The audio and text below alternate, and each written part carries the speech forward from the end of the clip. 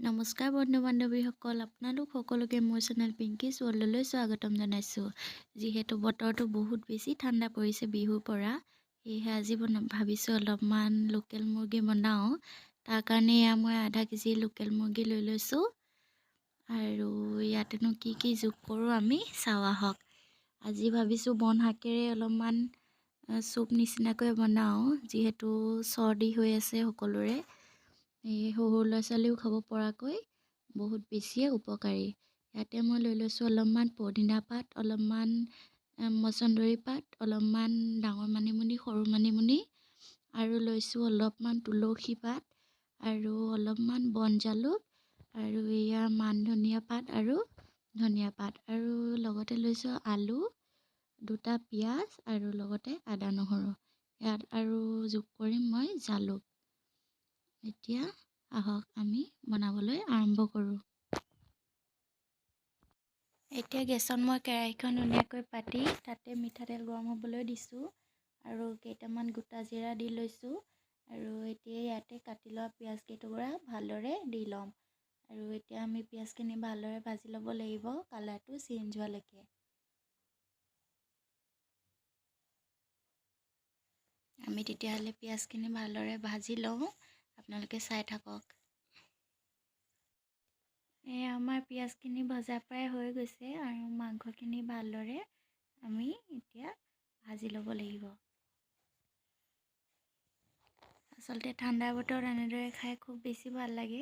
এইবাৰ মই বন শাকেৰে এইটো বছৰত প্ৰথম খাইছোঁ।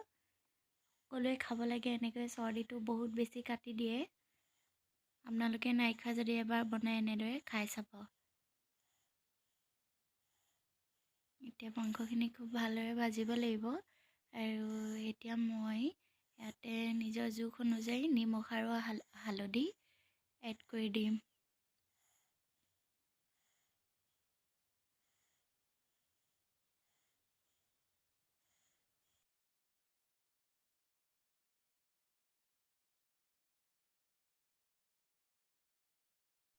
এতিয়া মাংসখিনি আমাৰ ধুনীয়াকৈ সিজি আছে।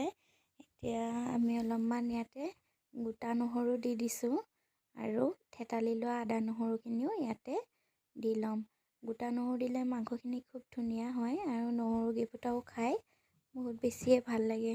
এতিয়া খুব ভালদৰে আমি ফ্ৰাই কৰি ল'ব লাগিব। চাই থাকক আপোনালোকে, খুব ধুনীয়াকৈ আমাৰ মাংসখিনি হৈ আছে।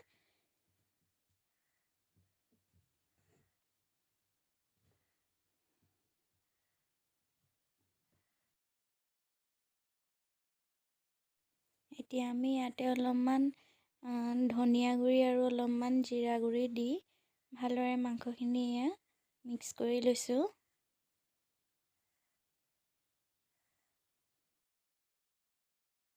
এতিয়া আমি মাংসখিনিত কাটি লোৱা আলু কেইটুকুৰা দি লৈছোঁ আৰু লগতে আমাৰ ধুই লোৱা শাকখিনি, ঔষধি পাতখিনি আমি দি ভালদৰে লৰাই ল'ম আৰু লগতে মই এতিয়া ইয়াতে দি দিম খুন্দি লোৱা জালুকৰ গুড়ি অলপমান।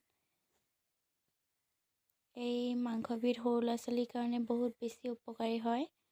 আপোনালোকেও এনেকৈ খুৱাই চাব পাৰে। এনেকৈ কেৰাহীত নবনাই কুকাৰতো দি হুইচেল মাৰিও খুৱাব পাৰে। চৰ্দিৰ কাৰণে বহুত বেছি উপকাৰী হয়। এতিয়া ভালদৰে আমি মাংসখিনি ভাজি লওঁ।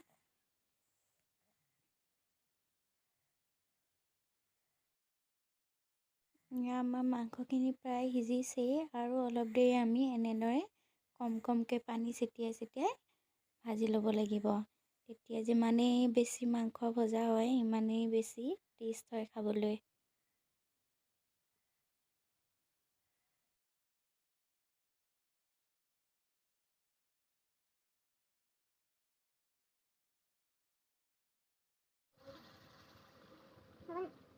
এতিয়া আমি মাংসখিনিত গৰম পানী দি লৈছোঁ আৰু ভালদৰে উতলাব লাগিব।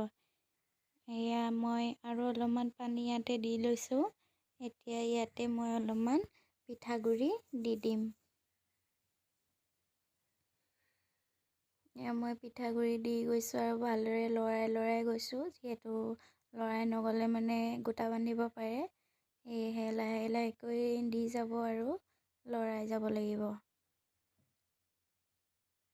এয়া মই পুনৰ অলপমান পিঠাগুড়ি দি লৈছোঁ।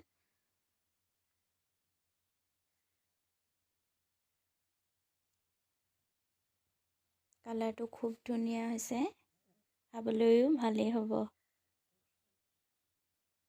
আমাৰ ৰাতিৰ ভাত সাঁজ এনেদৰে ঔষধি পাতেৰে সৈতে মুৰ্গীৰ মাংস, সৰু আলু পোৰা পিটিকা আৰু লগত লৈছোঁ অলপমান আচাৰ। আপোনালোকে যদি মোৰ ভিডিঅ'টো চাই ভাল পালে লাইক, কমেণ্ট, ছাবস্ক্ৰাইব নিশ্চয় কৰিব। শুভৰাত্ৰি।